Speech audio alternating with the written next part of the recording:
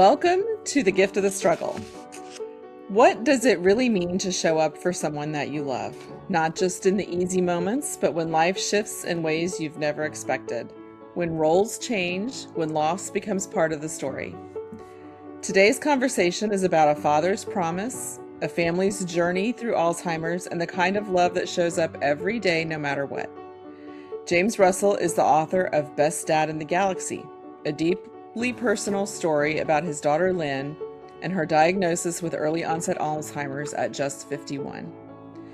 Joining him is Carol Hossler, who came into James's life later, stepping into a story already shaped by loss, caregiving, and an extraordinary community of support.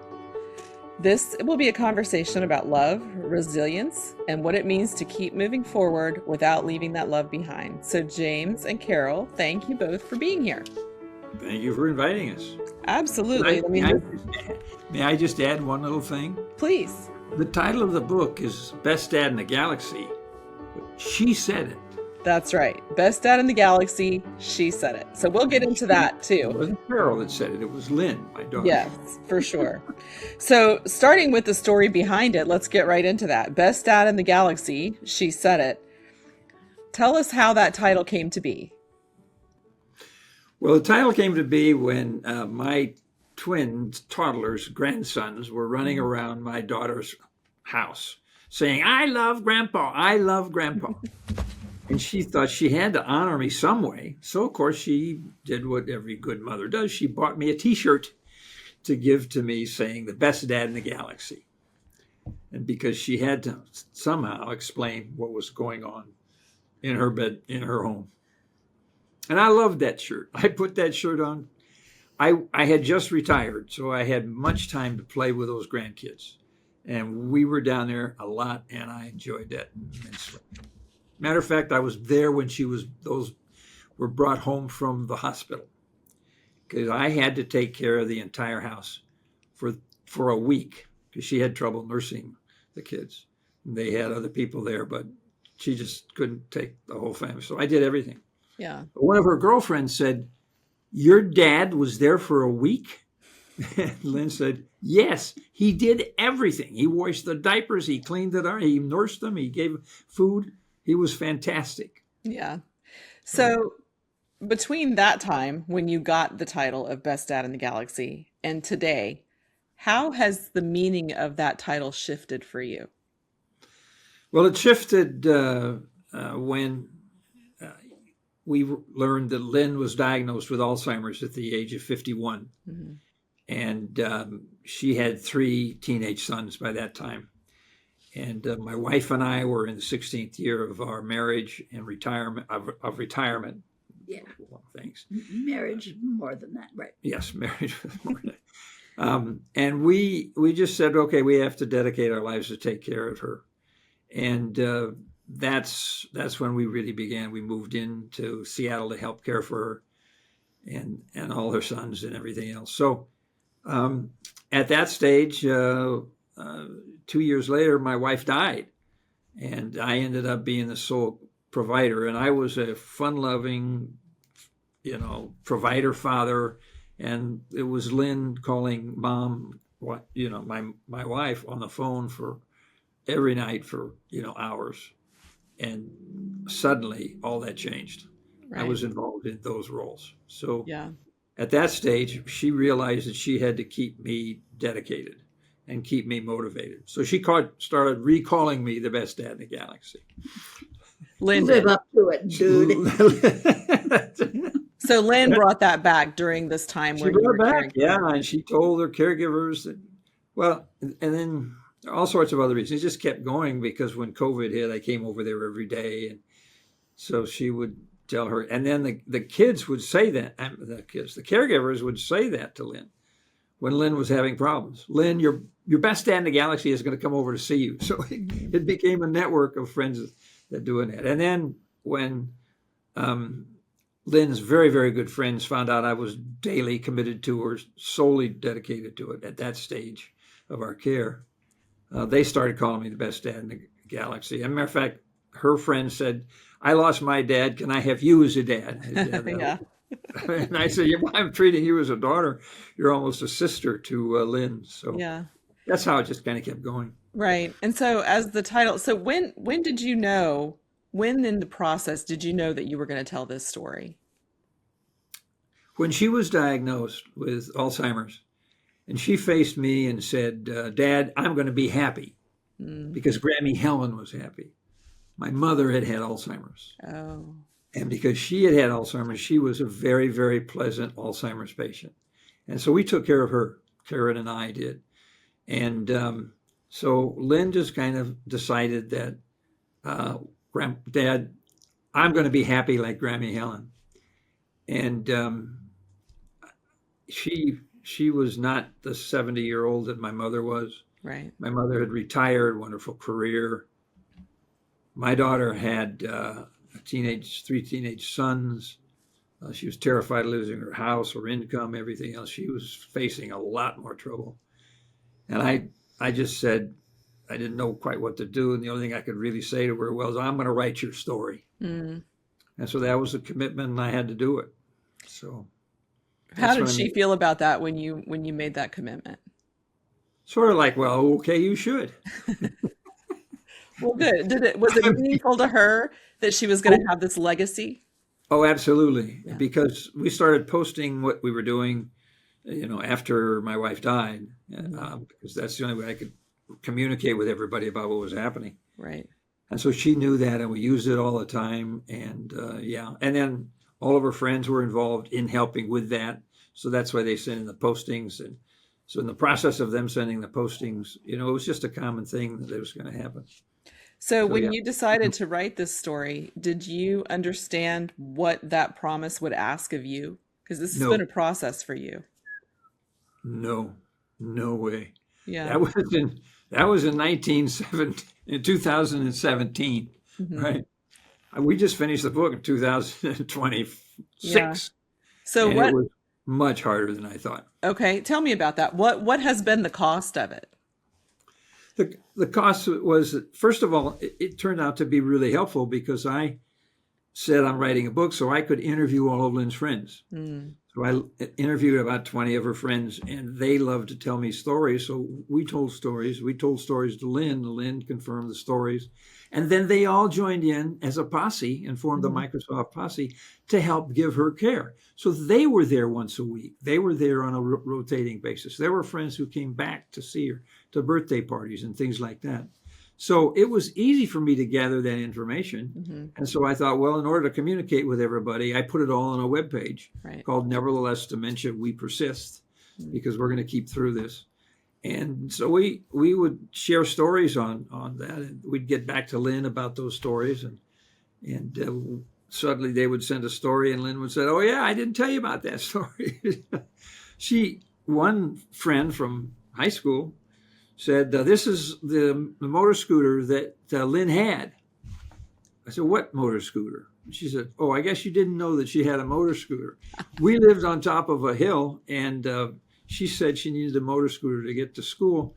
And Karen and I said, no way are you going to be riding a motor scooter. And so she bought a motor scooter, put it in her friend's garage, and all of her friends on my son was running on that motor scooter. I never knew until she told us on that story. So that was when she was back in college? High school. Uh-huh. we never heard that story. So that's great. So you learned a few things you didn't even know about your own daughter when you were writing this book, right? Oh, by that time, you at the age that we were, we already knew that we didn't know much about what was going on. That's so funny. There were so many secrets. The secrets you find out later. That's right. So there's been all of the interest, the fun stories, and the reliving some of the tales and that kind of thing. What's been the hard part of it? The hard part about it is well, first of all, underestimating what was going to happen. Karen and I said, we're going to take care of her. That was on a Friday that she was diagnosed. On a Monday, she signed all of her financial papers and all of her healthcare papers. I was doing the finances. Karen was doing the medical and the home care. So it was simple. She was cooperating with us, and we were having she was extremely well organized with her finances. She had gotten federal forgiveness of her loan for going back to school to teach. She was only one of 2 or 3% in the country at the time that had done that. Mm-hmm. I never knew that. She didn't borrow any money from me, which she could have. So she was still in the house with the boys. She was still in the house with the boys, and that was going on. The boys were covering up what was going on with her because they didn't want us to fully know. And they were taking care of her. They dropped out of college to take care of her. Mm-hmm. We thought things were going well, so we went for a cruise because it was going to be a nice cruise where everybody could keep track of Lynn. And it was a complete disaster because she was terrified. She just erupted in just verbal abuse, anger, and didn't want to die. And it was terrifying. And she jumped on her grandson, my grandson, her youngest. And Karen said, well, are you okay about that? He'd said, I've heard it before. Mm. And so she was hiding it from us because we were telling her she could be, all happy. And the cruise just made her realize how much she could not cope with new things anymore. She got lost on the ship, all that. Yeah. So Carol, let's bring you into this story a little bit now. When you first heard about this, we'll get into how you met in a few minutes, but when you first heard all of this, what stood out to you about how James was handling all of this? Well, clearly this was a deeply, deeply caring, committed father. And that was so impressive to me. Yeah. And that was appealing, I'm sure. Very appealing. Yes. Well, we met online. I know. I'm going to get to that. We'll get to that in a minute. We'll get to the juicy stuff in a minute, Jim. But before we do that, I do want to go through a little bit of the stages with Lynn. So what were some of the early signs and the first moment that it became really real? Our children, that were her brother and sister, were telling Karen, my wife, and me that she had signs of Alzheimer's in 2013 on our 50th wedding anniversary. That was 2013. We didn't diagnose her until 2017 because I had taken my mother's brain cells and everything and turned them over to the Oregon Health Sciences University to get a genetic trace of what was going on in my family. She had no symptoms of no genes that would indicate we had symptoms, nothing that she could pass on to us. So I kept saying to the kids, there's no way. Couldn't be. Can't be. Lynn's too young. She can't pass it on from the genes.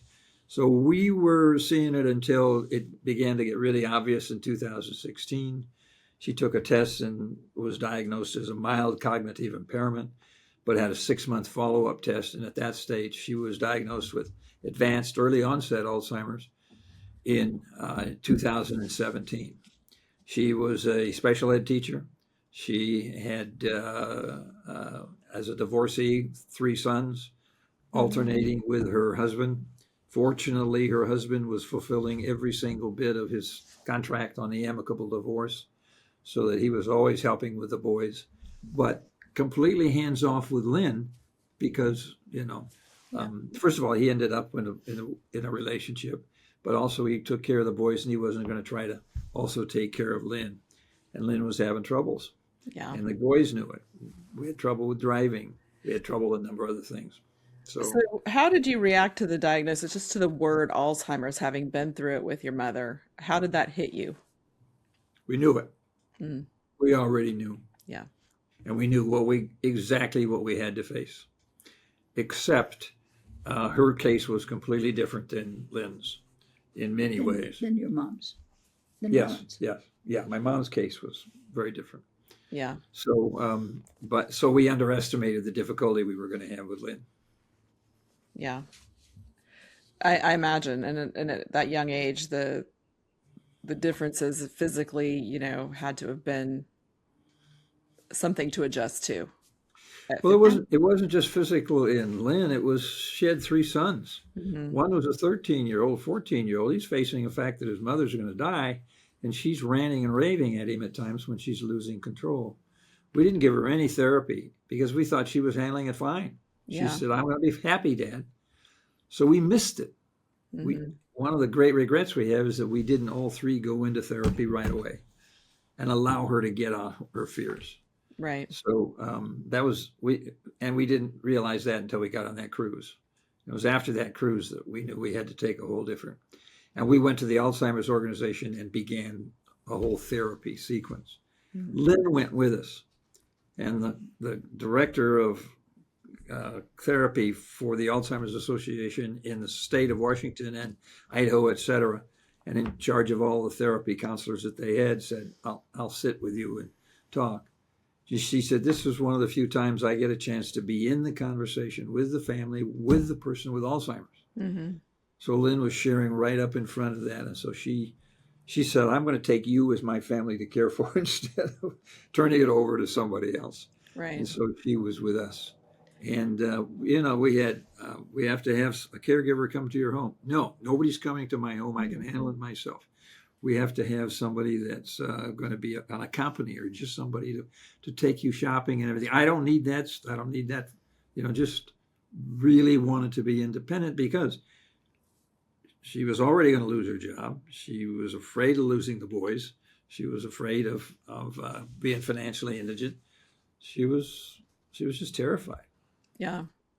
And so in the midst of all of this, you lose your wife. We got Lynn into assisted living, and we knew that, and she went in there because she was 20 years younger than anybody in the facility. She had tried to look at those before, and she said, there's no way I'm going in there. I've gone in there. They're 20 years older than I am. I don't know what they're talking about. They're not the same. I'm not doing that. I'm not going to assisted living. Well, she went over to a place called Aegis, and Aegis looked at her and said, Lynn, you're 20 years younger. We can't get you in any other adult home because you have to be over 55. She was only 51. So we said, we will bring you in, but you are somebody who really cares. You're very interested in that kind of thing. So what we'll do is we'll treat you as an equal, and we will ask you to help care for our people. So she went in as her new mission in life, having lost her mission as a special education teacher. She was going to help care for the residents, and she did. She made friends with all the staff because they were the same age with the same year-old kids. And they were telling us, there, but for the grace of God, go I. Yeah. And so she had friends galore. We were comfortable that she was set. My wife and I had moved over. We wanted to remodel the house. Bingo. So we were going to do that. It was all set. And as soon as she got her toes fixed, and when she went to get surgery to get her toes repaired, the doctor said, you have 12 nodules in your lung and an inoperable tumor.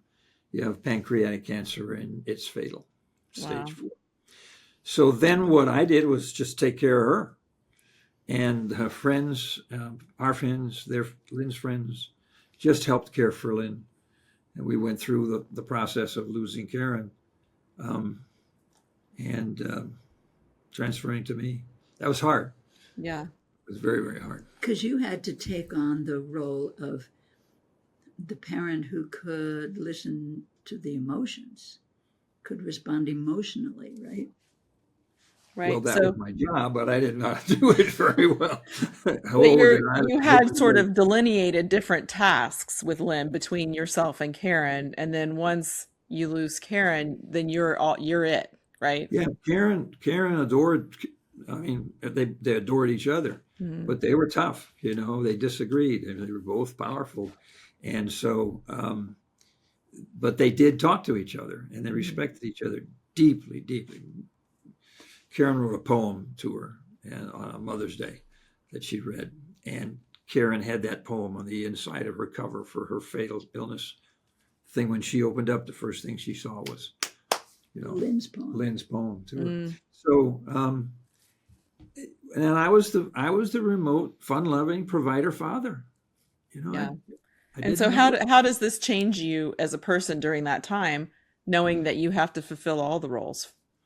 Well, first of all, I said, I'm going to go live at the same facility that Lynn's living in. This is great. They're all going to give me meals. Everybody's going to take care of me. I'll take care of Lynn, and this will be fine. So I moved in and got an apartment there. And then I found out that Lynn was so excited that I was there that she was coming up to see me all the time. And so the problem was I couldn't lock the door on her. I'm not going to let her in. And one time she came in right after I got out of the shower and got my trousers on, and I thought, whoa, this isn't going to work. And then I find out she's not going to all the activities. She was the number one activity person. She was the number one caregiver in that group that helped. She was very involved with that whole place, but not now because I was there. So I had to move out. Okay. And my sister helped me a lot because, they said, okay, we're going to go find another apartment. Your dad's got to move out and get his own life. And Lynn got that. Mm-hmm. She said, yeah, he really does. So I got an apartment just 2 blocks away. And then Lynn was in that. We got her signed up for a CrossFit program where she went in and exercised. She turned out to be, and I have a picture of it in the stories, of about 30 women in there. And they said to me she was the best in there. She was an inspiration for all of them. Yeah. And they had to care for her. So they had to help her put her weights on because it was I don't know if you've done CrossFit, but it's a cycle. You run through the circle, and when you get to this portion, you're pulling down. So they had to help her. And but the director of the training said, I'll take her. And but she just said to everybody in that room, she's got dementia, she's got Alzheimer's, she needs your help. And she was upfront about it completely. And they loved her. And she was an inspiration to them. So then after Karen died and we wanted to do something, they said, well, let's go down to Denver. So we went down to Denver. And then she said to me the second day, she says, you didn't tell me I was going to miss CrossFit. I said, I did tell you we were going to miss CrossFit. No, you didn't. And that going to CrossFit was her so important that every single day she'd wake up and say, it's a CrossFit day. I say, no, not today, but tomorrow. She'd get dressed anyway and wait downstairs and wait. She just had, at that stage, her memory was so faulty, she didn't know how to tell days. I put signs on the windows. I put dates I put calendars up. Nothing works. But those colleagues became part of her caring team. They picked her up. They walked her down. They walked her back. They loved her. They took her to the parties with her. She joined them on the parties. Yeah. But I got into an argument with her because she didn't trust me that I told her. Oh, that's got to be one of the toughest parts, right? If Karen was there, she would have said, Jim, shut up. Apologize Back to her. Off. Right. You made a mistake, Jim. Yeah. Go with her reality. Right. It took me a week to figure that out. Yeah. So that's where I realized, whoa. And you know what I did? I waited. So finally she said something about CrossFit. And I said, well, don't worry, Lynn, I won't forget about your CrossFit. Yeah. And I said, like I did before. And she said, yep.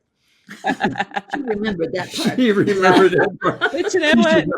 She said, yep, and never said another word about it. So it was learning how I had to deal with her. Right. Well, and I think that's something that everybody can learn from in this conversation too, because I had a grandmother with dementia. She did not have Alzheimer's, but learning to go with her reality a little more than your instinctual, insides want to sometimes was better for her. And that's the stuff we talk about in the book all the time. Yeah. We had to learn how we could deal with that particular problem. Right. So Carol, at this point, a couple years after Karen dies, you enter the picture. Yes. So tell us how you and Jim met. Well, each of us, my husband had died, 5 months after Karen had died. Mm-hmm. So we were kind of in the same stage of grieving our spouse. And so we both independently, of course, decided, well, maybe we could reach out. I wondered what it would be like to be with a man again. And you wondered. You wondered.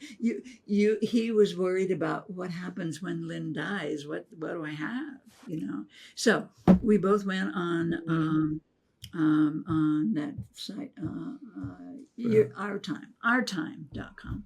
When do I get to tell the real story? This story, we each have a little bit of it. It's a little maybe too rehearsed. But I filled out my profile, and I knew that I had to make sure that the person that, if I got any responses at all, would be politically congruent with me. Very important, yeah. Yeah, and so I had to come up with stories that would send that message. Mm-hmm. So, they provide a bunch of questions, and you decide which of the questions you choose to answer. Mm-hmm. So one of the questions was, tell about a time you got in trouble. And so I told about the time I got arrested in the Pentagon for demonstrating against the Vietnam War. Another of the questions was about travel. And so I told about my spending time in Cameroon with my college roommate, because I being globally aware was an important part of who I am.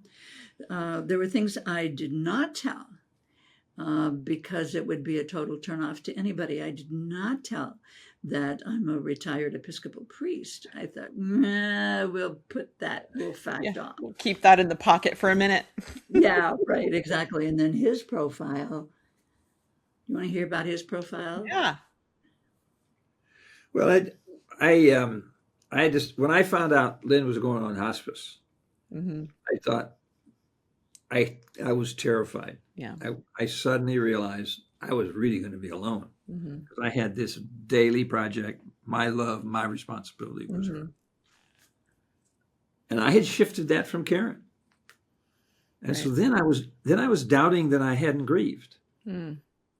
So I had to really work through with therapists and other things. I actually almost fell apart into pieces. And my therapist said, "Jim, have you ever fallen to pieces?" "No, I don't think so." And she said, "Don't be surprised if you do." Yeah. Because of what I was talking about.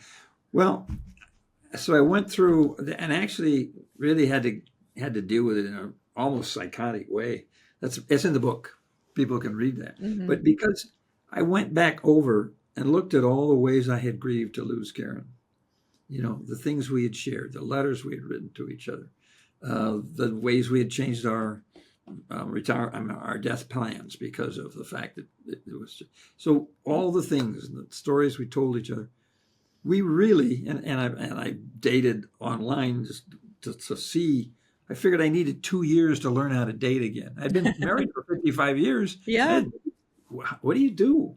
So I'd been married for 50. So I started just going to places where there would be women and like dance classes and things like that. So I was meeting them, but it actually got going, got faster than I wanted. I wasn't ready for anything, and so I got my profile together, and I said, "What does how do you want to be remembered?" That was the question he chose to answer. Oh. And the question and the statement was, "What does the Lord require of you, O man, but to do justice, love mercy, and walk humbly with your God?" Yeah. That, for me, was my life motto. So I put that in there. But I just put it in there saying that was my motto. And just kind of left it go at that. And after 6 months, nobody had said anything about it. Nobody. None of the women who responded had mentioned that part of part of it. So that was sort of a little thread for the two of you. Yes. Yeah. And so when I read that, I go, whoa. And so my response to it was, "I like your quote from Micah." Mm-hmm. So he goes, "Wait. Not only has she responded to that, but she knows it's from the book of Micah." Mm-hmm. Who is this woman? That's right. She's got some stuff. Besides, she was arrested in the Pentagon. She's been to Africa on missions. I've been to Africa on a mission. I hadn't been arrested in the Pentagon. She's way ahead of me. Yeah, but she's got some moxie, right? Yes, she Yeah. is. So in the meantime, I'm going, online dating, you're told to be very, very careful. So I thought, I've got to make sure this guy is real. And so I went to the Facebook page and the web page and Where I was posting everything about what I was doing with Lynn. Right. So And what year was this that you guys met? 2022. 2022. 2022. Okay. Continue. Yeah. So I read all that and I go, whoa, this guy is real. This guy is real. So we messaged back and forth a bit and then Zoomed a little bit and then had our first date. Whoa. I sped it up. You wrote me a little note. By the way. Oh, yeah, that, by the way, in the name of full disclosure. So I was starting to like this guy and I thought, well, I better let him know now rather than later, right? Mm-hmm. By the way, you probably should know I'm a retired Episcopal priest. And you? I read that and I saw her standing in front of the St. Mark's Cathedral in Seattle in her robe. Huge, blowing in the wind. Huge, church behind her. And I'm saying, you're more and more forthcoming, tending towards irrepressibility and irresistibility. That's a pretty good line. That is a great line. So I go around among my friends and say, he says I'm irresistible and irrepressible. Mm-hmm. I didn't say that. I said she was tending towards. Tending toward. And my response to that was, why would a girl remember that part? So we actually, But the other thing that hit me at the same time that I saw that vision was, I planned to promote this book, and I thought it would be so much more powerful if I could present that book with her an understanding of what caregiving is, because she's got it. The two of us would be much more powerful in conveying the message that you can build a family, build a team to really help caregivers and the caregiver, the patient itself, and everybody can learn from everybody. And there's just that's really what your story is all about too. And so, Carol, you have some experience in hospice work, correct? Yes. Yeah. As a priest of a parish, of course, was just a lot of pastoral caring in that setting. And prior to my ordination, I'd been involved in a youth drop-in center when I was a young adult, and then later in rape crisis and domestic violence, and then after ordained, of course, in the church, and hospice chaplain. So really my whole life, not just my adulthood, was all about that. Yeah. So a lot of times when you are dating somebody, and I know I have been through a divorce, and my husband and I got together online as well. His phrase for me was disarming, which I felt was a very big compliment. But it can be daunting to walk into someone else's life. I had 3 boys, he had 2 girls. How do we make this work? So Carol, you're coming into a very serious situation with him. Not everybody would want to take that on. So what about Jim and this whole situation? And I think probably your experience softened that for you. You understood what you were coming into. So what was your attitude about that coming in? When I asked her if she wanted to do it jointly and join me and do book presentations, this was before we had a date. Explained to her, I'm going to be out doing traveling. And she said, I like to travel. So I thought, well, maybe she wants to do it jointly. We'd be much prepared. So I proposed that to her the day after she told me I'm a priest. Right? And yeah. So she was invited in from day one. Yes. I invited her in, and then I waited. About 4 seconds. And I said, I'm all in. Yeah. And to this day, I'm going, what gave me the courage? What? It's amazing to say I'm all in when you haven't even met the guy, right? Yeah. What did give you the courage? Who?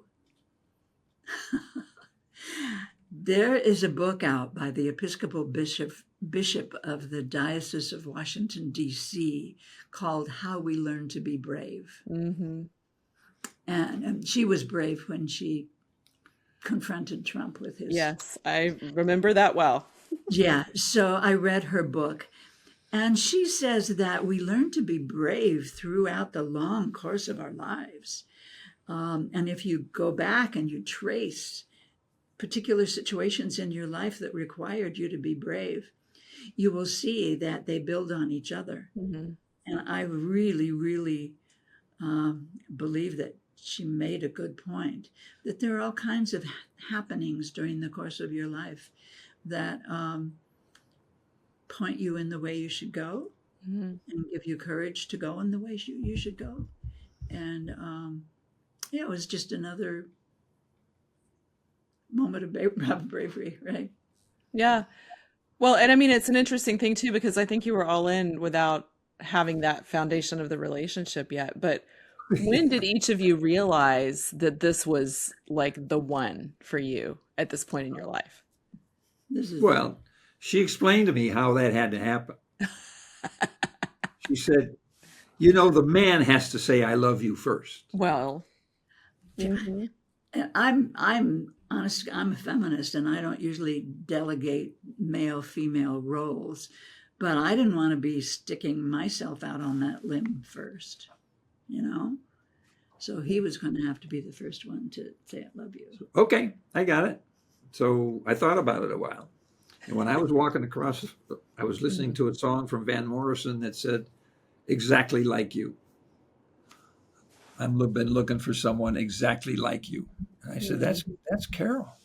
That's Carol. That's our song. So then I heard Van Morrison's version of Have I Told You Lately That I Love You? Mm-hmm. So that was a good one. So I put those two on my phone, and I put the papers there on them so that she could read them.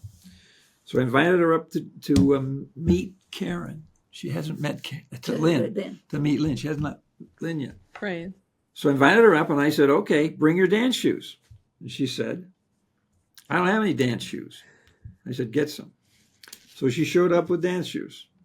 And she said, okay, put on your dance shoes. This is before I cooked her dinner, salmon dinner, and everything else. And so then I just turned on the music, you know, looking for someone exactly like you. And we just danced around Island in my kitchen. It's the only place we could dance. And so we just danced through that. And she was kind of in my arms, but not kind of trying to figure out what was going on. Mm-hmm. And then it stops. And so she stopped. I said, oh, wait, do another one. And the other Van Morrison comes on and says, have I told you lately that I love you? Mm-hmm. And she went right into my arms. And we just danced the tightest waltz I've ever danced. We call that our anniversary. So that's our anniversary. That's your anniversary? Yeah. And then the next day I took her in to see Lynn. 4 years. I took her in to see Lynn for the first time. I hadn't introduced her yet. Yeah. But I told her on Thursday, Lynn, I've got a girlfriend. Friday, I told her I had a girlfriend. And she didn't say anything. So Saturday morning, we were headed in. Now, everybody in my family knew except Lynn. Because when I came back from my first date with Carol, I got on the phone with my son, who was asking, how you doing, Dad, on a Saturday afternoon. And I was not going to tell him anything about that. But of course I did. I said, well, I had a date. No, there was nothing to it. And everything else. And so I hung up. And my son started laughing. And his wife said, well, what was that all about, Keith? He said, Dad's got a girlfriend. And she laughed and cheered. So they knew it. I didn't know it. So, but I walked in, I told Lynn, and we walked in hand. And we walked around the table, and she looked up at Carol. And Lynn has been told, my sons have told, grandsons have told me, Lynn was a recruiter. She knew how to make snap judgments with people, and she was always accurate about her boys' friends. And she would say, I like that character. Or she would say, not so sure about him. Yeah. And that that happened, and they said she was right every time. So I was waiting, walked around the corner, hand in hand, and she looked at me after she looked at Carol, and she said, "She's nice." I let go. She walked around. She being me. Yeah, that was you. I walked around and sat down beside her, put my hand on her hand. And I heard her say, "She's nice," right to you. Yeah. And that was the welcome. Yeah. And then later, once in a while, she would say, "Ma," and then she'd realize I'm not mother. But Right. she'd keep continuing forward with the hug. Yeah. Yeah. So let's talk about together going forward through the process with Lynn. What is showing up, Jim? What does showing up every single day actually look like? What does that mean? You come in to see her, and you know that you're going to get many different kinds of days. And the biggest thing I could hope for was a hug. And so we give a hug. The best hug I ever had was one when about 6 months left. And she would give me a big hug, and she held on to me. She held on to me again. She kept holding on. So I said, "Lynn, you're too powerful for me. Balance." So we balanced. She hugged me for 11 minutes. 11 minutes. I just never, and then she may push me away. But what it was that I knew I could take the time that I was with her and take away some of what she was dealing with best she could. And I learned that there were many ways to get through all of her senses. It was music. It was touch. It was, my son taught me how to give her a leg rub, a calf rub, get some kind of ointment out that she could smell. So we were using all 5 senses. And because I was uncomfortable with grabbing her leg and rubbing it and everything else, but he would just say, can I rub your calf? Yes, you can. Can I rub your thigh, your arm, etc. So that was part of it. It was also just seeing who she was, just seeing her, saying hi, and then just saying, "Where is she today?" Being available to sense everything about her presence, where she was, and then moving from that and being with her in her world. One time when we were walking, we had a pretty good walk. "Hi, Dad. This is good." Walked. We came to a bench. The bench was in the way, so I let go of her hand and she would then turn. She ran into a wall, didn't run into it, walked into a wall, then turned and came back towards me. And she said, "Oh, hi, Dad." She hadn't seen me. I said, "Hi," gave her a hug. We did that about 3 or 4 times. 3 or 4 greet each other. Others, she pushed me away. Yeah, one time there was just no connection. That is so discouraging when you just don't connect with any eye contact or physically, just, And we were leaving and he said something like, "Well, that was a failure," something like that. And it suddenly occurred to me to say, no, the only failed visit is the visit that doesn't happen. Oh, that's so powerful, Carol. And so from your perspective, I mean, you're in this, you're part of this experience. What does it mean for you to show up every day, especially as Jim's partner? How do you view your role? I mean, clearly you were involved in taking care of Lynn and being in the family and then the community unit, but what does it mean to you to show up every day in this situation? Well, I entered it very, very mindful that I'm not a part of the family and can't presume that I am.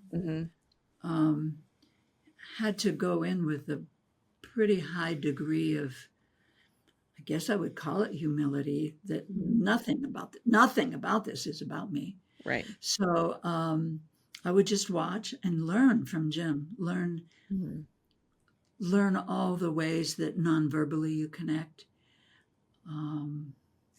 learn how you show you care, learn how you show you heard. So for a long time, I was the observer and learner. And then I became a bit more confident. I don't know if we want to tell the story Sure you about can. the devil. Yeah. I was becoming more confident. And as a priest, there's not a big separation between who I am as a priest and who I am as me. You know, Right. I just operate out of whatever, you know. Mhm. So I had learned from Jim that in Lynn's adulthood, she had affiliated with a kind of a church community that was different from my more traditional perspective, but clearly she was very curious about God, about spiritual things. Yeah, she believes in God. Yeah. And so one day she was sitting there and suddenly looked very, very fearful and said something about the devil and hell. Satan. Yeah. And Jim and I look at each other and it's like, No, we didn't look at each other. whoa. You were over there talking to her, and I went, I didn't know how to handle that one at all. I didn't move. So what went quickly through my mind was her current spiritual orientation is not one that would make her fearful of Satan, but that really in the air we breathe, in the water we drink, in our culture, there is a knowledge of some who do believe that, and some who do fear the devil and do fear hell. And so I had to assume that some of that she had drunken some of that water. Yeah. And so I said something like, Lynn, it's okay. It's okay. You're safe. You're safe. I said, what you do, you just say to him, get thee behind me, Satan. He kind of smiled. I said, you're safe. Your dad loves you. I love you. So many people love you. So it's okay. You're safe. And she calmed down. Probably was a demented kind of hallucination of some kind. Yeah. But she calmed down. She did. Definitely connected. So my role, I just watched and waited and learned and responded as I could. Yeah. Jim's other kids have thoroughly accepted me and acknowledged that, and that's good. Yeah. And she came into a whole group of people that were already there. Her boys were there every day too. I mean, I wasn't the only one that was doing it. Their friends came over on a regular basis and took her out. And you know what it's like to see a girlfriend that you haven't seen for a while. Your conversation sort of changes with her compared to what you were doing, talking to your dad. Right. Your dad, I would watch them talking to me, and suddenly she'd be talking to them. I thought, oh, I'm out of here. Because there was such a difference in that. And they got together, and then they would share stories, and then they'd tell me the stories. I'd put the stories on the post, and then they would read the stories about whether it was a success or a failure, and they got to the point where they were sharing their successes and failures. And so I went in to see Lynn one day, and I said, how was your day, your visit yesterday? Oh, she said it was wonderful. Well, I knew that she had posted to me, and I had posted up on the webpage, that it was a really bad visit, and it was sad, and she was tough, and it was hard for her to do that and everything else. So I said, how was your visit with so-and-so? Lynn remembered the visit, says, oh, it was wonderful. Really? She says, yeah, she had her dog with her. What? So it turns out that she would bring a picture, which is always important, leave a picture so I can talk to the picture, and she'll remember then they came yesterday, whatever. So anyway, I looked at the picture, and here's a dog smiling at the bottom of the picture. Lynn had a great time talking to me about a story that her friend thought was a failure, and I was able to post back on the web. You had a very successful visit. Yeah. So we created that kind of sharing to have the caregiving go on and on and on. They would send me stories. Her friends would send stories to me, and then I would read them back to Lynn while the boys were sitting there. And the boys were listening to the stories. Yeah. And they would never have heard the stories. And so they would tell stories. And Lynn would say, yep. And she would tell me, they would tell us both about the stories. So that's the kind of network we built. And I learned in my watching and so forth that she might not remember that you were there even, Mm-hmm. but if it was a positive connection, the feeling continues long after you've left. Mm-hmm. The emotion remains. Yeah. Right. So I guess that's an important perspective so let's talk a little bit about the importance of community, because I think that sounds like one of the things that's gotten you through all of this. It's also kept Lynn alive. It's kept who Lynn was, even as she started to go through the Alzheimer's process, alive through the stories, through the telling, through the relationships that you all built. But also it created this perspective that probably you all needed here and there when it, like you say, when a visit felt like a failed visit. But there may be a different perspective on it, and being able to share that within the community that helped everybody probably get through it a little bit better. So talk to me a little bit about the importance of this community that you built. Well, it was really a learning tool for me too, and it was hard at times, Liz, because I would see them have fun with Lynn, and I'm thinking, I can't do that. I can't do what they're doing. Thank God they're doing it. Mm-hmm. And then sharing that with me. But I would be so jealous that I couldn't get that same kind of kick from her as soon as they see friends. Another thing that happened is that they would come in as a pair, and two of them would come together, which was more fun. And then they had a buddy system with Lynn, so Lynn was playing off the two of them. On one instance, Lynn was just so tight and rigid that they could hardly get her in the car. Mm. She had her head up like that, but they finally got her pushing into the car. By the time they got done with her going down to Cal Anderson Park and going to hear some bands playing and going to a market and walking around and exercise like that, at the end of that 2.5 hour period, Lynn just walked up, opened the door in the car and just slipped right in and pulled the door shut. And I thought, wait a minute, in the facility she was in, she was rigid and tight. 2 and 3 hours later, with good friends, she was almost normal in terms of her body movements and things. It makes you think, what can we do? How can we design things in homes differently? How can we design our care differently? And so, if you're going to have some successes and failures, and everybody else is too, you're more willing to come and visit her more often, and then share with that, and then find out stuff that says you were there. You were there, as you just said it. You were there. Sometimes people feel shy or maybe guilty about asking for help. Mm-hmm. But I think that what we witnessed was not only how helpful all the help was to Jim and supportive of Jim, but it brought joy to her friends' lives as well. There was one woman, I don't remember her name, but she hadn't seen Lynn for a long time, and she wanted to come visit, and she was very nervous about that. Remember that? And then later she was just so gratified that she had shown up. Mm-hmm. That to broaden that community is just beneficial to everybody. Yeah, for sure. Tell me a little bit about the children. I know by now they're probably pretty much grown, right? Yes. How are they doing? How did they navigate this? How important was the community to getting them through this? How have we talked so long without talking about the grandsons? they were caring for her the minute they heard. The day that they heard of her diagnosis, their oldest twin dropped out of school immediately and came home. He was a special needs student in terms of his ability to communicate, because he had difficulties with the tongue in his mouth. Very bright guy, very organized and everything else.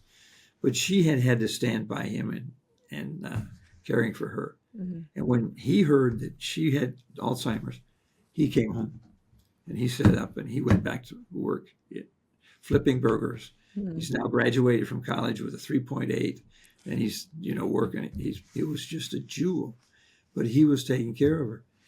And then the other brother came back too from school. So the three of them stayed together with her in her house to help care for her. And the third one was considerably younger. How many years? He was a 14-year-old, 14-year-old. So a good 4 years younger. Yeah. And so he took the brunt of it. because he was there all the time when they were in college, and he had the hardest time of all. Because at that age, he really wasn't that.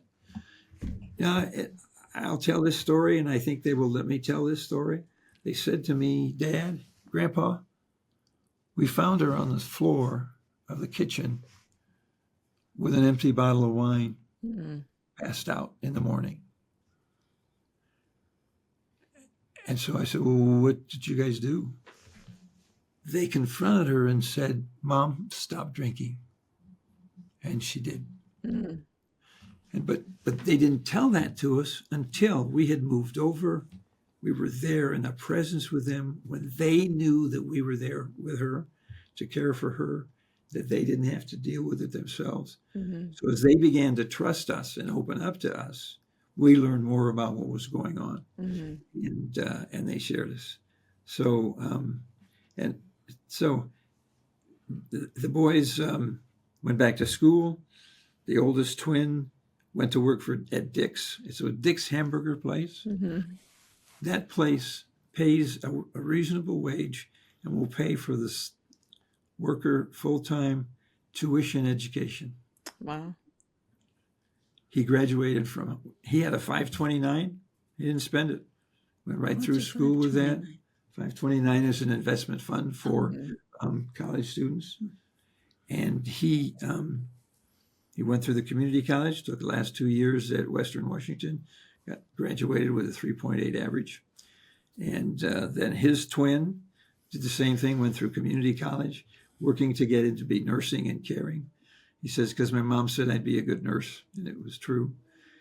They really helped me move Lynn out of her facility into a new facility when she was less capable to be assistants so there was more care because there's less mobile.